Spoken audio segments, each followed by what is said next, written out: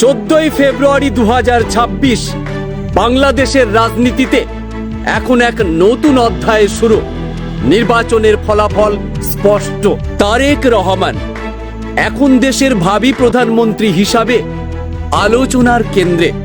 কিন্তু প্রশ্ন হলো, এই উত্থান কি শুধুই রাজনৈতিক অধিকার, নাকি দীর্ঘ 17 বছরের সংগ্রামের ফল? আর সমালোচনার পাহাড় পেরিয়ে আসা একজন নেতার হাতে দেশের ভবিষ্যৎ কতটা নিরাপদ? তারেক রহমানের পরিচয় তার পরিবার থেকে। তার বাবা জিয়াউর রহমান বাংলাদেশের রাষ্ট্রপতি এবং একজন মুক্তিযোদ্ধা সামরিক কর্মকর্তা। তার মা খালেদা জিয়া 3 বারের প্রধানমন্ত্রী। এই পরিবারে জন্ম মানে সুযোগ যেমন বেশি, প্রত্যাশাও তেমন আকাশ ছোঁয়া। ছোটবেলায় থেকে তিনি রাজনীতির আলো আঁধারির মধ্যে বড় হয়েছেন। ক্ষমতার উত্থান দেখেছেন, পতনও দেখেছেন। সমালোচকরা বলেন তার রাজনৈতিক পথ সহজ ছিল, কারণ তিনি ছিলেন রাজনৈতিক পরিবারের সন্তান। এ অভিযোগ তার পুরো কেরিয়ার জুড়ে থেকেছে। 2001 থেকে 2006 সাল বিএনপি সরকারের সময় তারেক রহমানের দ্রুত উত্থান। তিনি দল সংগঠিত করেন, তরুণ নেতৃত্ব তৈরি করেন, মজবুত করেন তৃণমূল ভিত। কিন্তু একই সঙ্গে শুরু হয় বড় বিতর্ক। হাওয়া ভবন নিয়ে অভিযোগ ওঠে। সমালোচকরা বলেন তিনি পর্দার আড়াল থেকে ক্ষমতা ব্যবহার করতেন। সমর্থকরা বলেন তিনি ছিলেন ভবিষ্যতের প্রস্তুত নেতা। বিরোধীরা বলেন তিনি ছিলেন ক্ষমতার অপব্যবহারের প্রতীক। এই দ্বৈত চিত্রই তার রাজনীতির বৈশিষ্ট্য। একদিকে আশা, অন্যদিকে অভিযোগ। 2007 সালের 11 জানুয়ারি আসে রাজনৈতিক ঝড়। তত্ত্বাবধায়ক সরকার ক্ষমতায় আসে। তারেক রহমান গ্রেফতার হন। তার বিরুদ্ধে একাধিক মামলা হয়। এই অধ্যায় তার জীবনের মোড় ঘুরিয়ে দেয়। কারাগার, শারীরিক অসুস্থতা, রাজনৈতিক অনিশ্চয়তা। সমর্থকরা বলেন তিনি রাজনৈতিক প্রতিহিংসার শিকার। সমালোচকরা বলেন তিনি হলেন আইনের মুখোমুখি হওয়া একজন বিতর্কিত নেতা। এই দ্বন্দ্ব আজও শেষ হয়নি। 2008 সালে তিনি লন্ডনে যান চিকিৎসার জন্য। সেই যাত্রা দীর্ঘ নির্বাসনে পরিণত হয় 17 বছর। অনেকে বলেন তিনি দেশ ছেড়ে পালিয়েছিলেন, অনেকে বলেন তিনি কৌশলগতভাবে নিজেকে বাঁচিয়েছিলেন। কিন্তু একটা বিষয় অস্বীকার করা যায় না, তিনি রাজনীতি ছাড়েননি। লন্ডনে বসে ভার্চুয়াল সভা করেছেন, ভিডিও বার্তা দিয়েছেন, দলকে সংগঠিত রেখেছেন। এই সময় তিনি নিজেকে পুনর্গঠন করেছেন।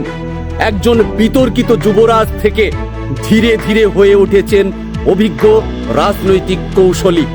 ডিসেম্বর 2025, 17 বছর পর দেশে ফেরা।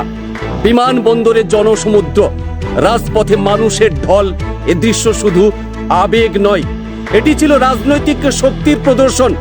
সমর্থকদের কাছে এটি ছিল বিজয়ের সূচনা, সমালোচকদের কাছে এটি ছিল রাজনৈতিক নাটকীয়তা। কিন্তু বাস্তবতা হলো তিনি আবার বাংলাদেশের মাটিতে দাঁড়িয়েছেন। 12 ফেব্রুয়ারি 2026 নির্বাচন। ভোটের হার প্রায় 60%। বিএনপি একক সংখ্যাগরিষ্ঠতা অর্জন করেছে। তারেক রহমান নিজেও 2টি আসনে জয়ী হন। এটি শুধু একটি নির্বাচনী জয় নয়, এটি 17 বছরের অপেক্ষার পর রাজনৈতিক প্রত্যাবর্তন। দেশ এখন তাকিয়ে আছে নতুন সরকারের দিকে। কিন্তু এখানেই আসল প্রশ্ন শুরু। তারেক রহমান কি পরিবর্তনের প্রতীক, না পুরানো রাজনৈতিক ধারার নতুন সংস্করণ? সমালোচকরা বলছেন তার বিরুদ্ধে থাকা পুরনো অভিযোগের কি হবে? প্রাতিষ্ঠানিক সংস্কার কি সত্যি সম্ভব? সমর্থকরা বলছেন তিনি দীর্ঘ সংগ্রাম করে এসেছেন। সংগ্রাম মানুষকে বদলে দেয়। এবার তিনি নতুন বাংলাদেশ গড়বেন। তার সামনে চ্যালেঞ্জ বিশাল। অর্থনীতি, দ্রব্যমূল্য, বৈদেশিক রিজার্ভ, তরুণদের কর্মসংস্থান, প্রশাসনিক সংস্কার। সবচেয়ে বড় বিষয় হলো আস্থা। দেশের মানুষ চায় স্থিতিশীলতা, চাই স্বচ্ছতা, চাই রাজনৈতিক প্রতিহিংসার অবসান। তিনি কি পারবেন? এটা এখন জাতির প্রশ্ন। আন্তর্জাতিক ক্ষেত্রেও নজর রয়েছে। ভারতের প্রধানমন্ত্রী নরেন্দ্র মোদী শুভেচ্ছা বার্তা পাঠিয়েছেন। পাশাপাশি পশ্চিমা দেশগুলো স্থিতিশীল সরকার চায়, কারণ বাংলাদেশ এখন কৌশলগতভাবে গুরুত্বপূর্ণ। তারেক রহমানকে তাই শুধু অভ্যন্তরীণ রাজনীতি নয়, বৈশ্বিক কূটনীতিও সামলাতে হবে। সংগ্রামের গল্প মানুষকে অনুপ্রাণিত করে। একজন নেতা কারাগার থেকে, নির্বাসন থেকে, রাজনৈতিক অনিশ্চয়তা থেকে ফিরে এসে তিনি যদি প্রধানমন্ত্রী হন, এটি নিঃসন্দেহে নাটকীয়, কিন্তু নেতৃত্বের প্রকৃত পরীক্ষা শুরু হয় ক্ষমতায় এসে। জনগণ এখন উচ্ছ্বসিত, কিন্তু উচ্ছ্বাস দীর্ঘস্থায়ী হয় না যদি ফল না আসে। আগামী কয়েক মাসই ঠিক করবে এই বিজয় ইতিহাস কিভাবে লেখা হবে, সংগ্রামের নায়ক হিসাবে নাকি আরেকটি বিতর্কিত অধ্যায় হিসাবে। বাংলাদেশ এখন এক নতুন অধ্যায়ের সামনে দাঁড়িয়ে। তারেক রহমান এখন আর নির্বাসিত নেতা নন, তিনি ভাবী প্রধানমন্ত্রী। ইতিহাস তাকে দ্বিতীয় সুযোগ দিয়েছে।